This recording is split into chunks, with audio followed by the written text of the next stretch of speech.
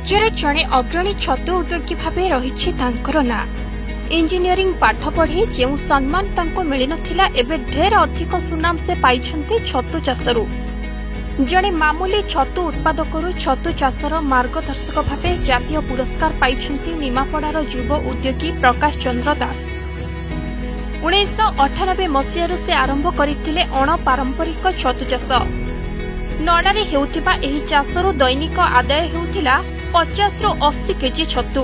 भल अमल पाई उत्कृष्ट मंजी और आवश्यक मेसिन दरकार थिला, किंतु से समय रे नथिला एते बेसी मंजी उत्पादक केन्द्र। वैषयिक शिक्षा लाभ करिथिबा प्रकाश छतु चाष बदल रे भल मंजी उत्पादन और यंत्रपातिर विकास सहित चाषी को तालीम देबार बाट बाछिले। 32 वर्ष ए क्षेत्र रे काम करि से बेस अभिज्ञ। प्रकाश कहती छतु चाष एक लाभजनक चाष। यह 15 दिन रे अमल होइथाय, फल जड़े चाषी एथिरु बेस लाभ पाइबा सहित सृष्टि करि परिबो निजर परिचय। र मेटल आवश्यकता और मैनपावर को लेकिन जो कार्यक्रम आम करुले मत सपोर्ट कलानी। मु बाध्य होइकि से छतु चाष को टिके स्क्विज कर दे बंद कर किछि दिन पे स्थगित रखिकी मु मोर मंजी उत्पादन कार्यक्रम रे लागिली, कारण छतु चाष पई मंजीर आवश्यकता निहात थिला। मोर इच्छा शक्ति एवं भगवान आशीर्वाद एते दूर मत नहीं, मु हाथ रे लुहा बाड़े की ए हाथ फटे देइछि, से हाथ रे रक्त आज मत अमृत दउछि।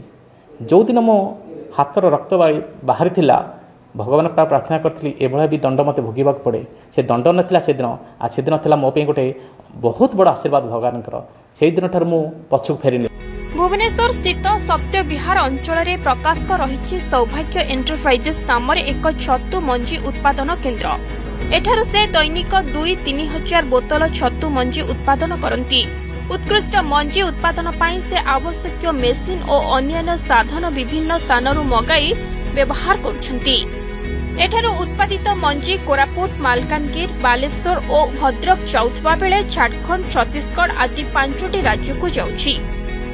दिने ओडिशार चाषी बाहर राज्यरू मंजी आणुथिबा बेले आज राज्य रे रहिछि 300 रु अधिक बिहन उत्पादन केन्द्र।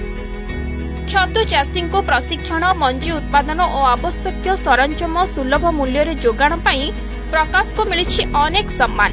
बाहर राज्य जाउछि, बेसिकल जाउछि झारखंड बेसी जाउछि, छत्तीसगढ़ भी जाउछि, हमर उपकूल माने झारसुगुड़ा जाउछि, संबलपुर जाउछि, बरगढ़ जाउछि, एपटे बालेश्वर, भद्रक, सोर ये सब मंजी चारिआडे सप्लाई होउछि। आपण चाकरी न करिकि निजे स्वावलंबी होंतु, निजे गोटे भल एंटरप्रेन्योर होंतु। जहाँ आमे है कि आज के आमको लोक अनुसरण करछंती, आपण भी दिने आपण भी किछि लोक अनुसरण करिवे, आपण भी मध्य भल पैसा रोजगार करिवे।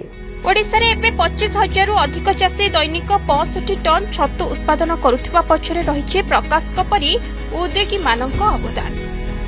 भुवनेश्वर सुशांत साहू का रिपोर्ट, अर्गस न्यूज।